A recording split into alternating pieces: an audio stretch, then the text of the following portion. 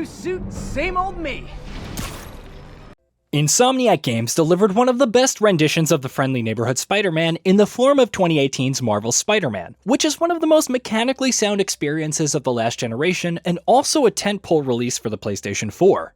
Once, it seemed impossible that Sony would port such a successful release to PC, but the naysayers have been proven wrong once again, and Marvel's Spider-Man has made the jump over to PC.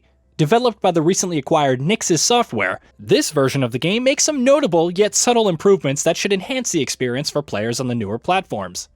An important point to note here is that this release isn't a port of the 2018 PS4 release. Instead, it's a port of the remastered version that released for the PS5 in 2020, with a few new graphical bells and whistles. Our PC test benchmark consists of a Ryzen 9 5900X, 32GB of RAM, and an RTX 3080 Ti, all running at stock speeds, while the PS5 version that we will be comparing it to runs on Fidelity mode, which obviously prioritizes graphics quality at a frame rate cap of 30 FPS. With that out of the way, let's begin. Do your thing. Yes! Seize the day, Willie!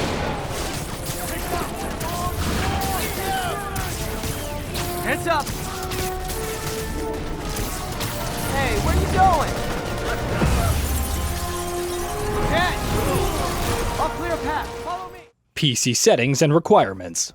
Nix's software and Insomniac Games recommends players to have at least an i3-4160, 8GB of RAM, and an NVIDIA GTX 950 to run Marvel's Spider-Man Remastered on their rigs, but don't expect to turn the settings up too much. By our guesses, you should be aiming for a 30 FPS cap at 900p, while having a mixture of low and medium settings on such a setup. Over on the recommended tab, you should have an i5-4670, 16GB of RAM, and a GTX 1060 6GB to enjoy the game at presumably 1080p and 60 FPS. The PC version comes with a whole host of sliders that allow you to find the perfect balance between graphics and performance. This isn't all that surprising considering that Nix's, a studio known for its quality ports, is helping out Insomniac Games with this translation. You can adjust texture quality, texture filtering, level of detail, weather particle quality, and shadow quality alongside the ability to turn off depth of field, bloom, lens flare, chromatic aberration, and the like. Furthermore, you can also cap your frame rate or leave VSync off to let the frames roll should your rig be able to handle it. Of course, we also have a proper DLSS implementation in this port, and you can also choose the extent of DSR to get the perfect balance between performance and graphics quality. Anti-aliasing gets locked down to DLAA when DLSS is an issue, but you can turn that off and select from TAA and SMAA as well should you choose.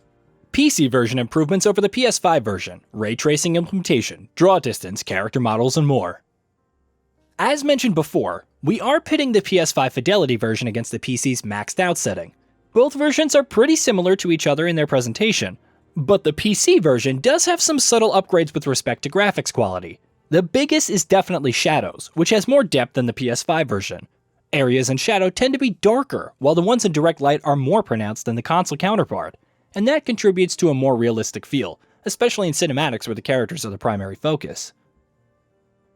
These are all very subtle changes, and the PS5 version stacks pretty well against the PC version. But then, you have the option to swing around these picturesque skylines at 60 FPS or more, with all these graphical bells and whistles turned to the max on PC, while on the console end of things, you have to sacrifice performance for graphics and vice versa.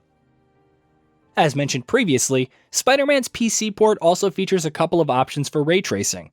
You can choose between low, medium, high, and ultra on the PC front, while you're stuck to RT and RT Plus performance modes on the PS5.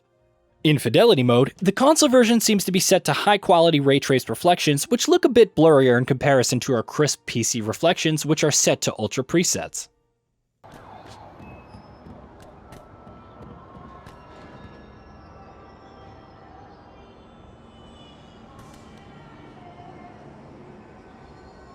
Coming to the character models, while not a lot has changed, the hair looks to be noticeably sharper quality, although that could be a direct result of the noticeable better lighting. Then there's the draw distance, which seems to be identical to the PS5 version. Suffice to say, the draw distance is remarkable on both platforms, and you wouldn't find any signs of pop-in or shoddy LOD swapping that can distract from the experience.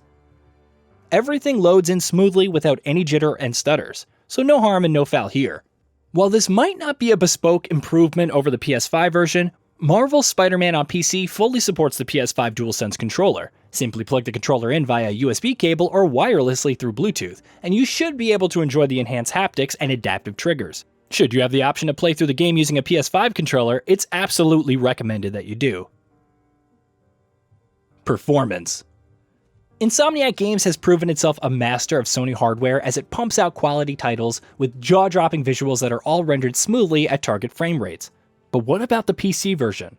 Sony's previous outings on the platform like Horizon Zero Dawn have struggled in this department, but I'm happy to report that Marvel's Spider-Man mostly rights these wrongs. During our experience, performance remained mostly consistent with over 60 FPS at all times. This might not seem much given our test benchmark, but keep in mind this is all maxed out at 4K with RTX on with DLSS. There were some dips here and there, but that shouldn't detract from the smooth gameplay otherwise. Marvel's Spider-Man on PC seems to be a rather optimized port from PlayStation 5, and the game should be enjoyable on a wide spectrum of hardware. The game is also Steam Deck verified, though we haven't actually tested the game on that particular hardware, so we can't say much on that end. Hey, fellas.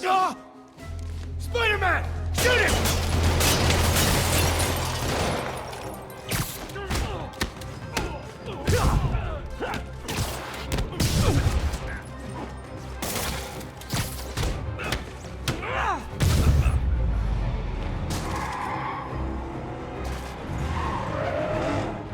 More of them?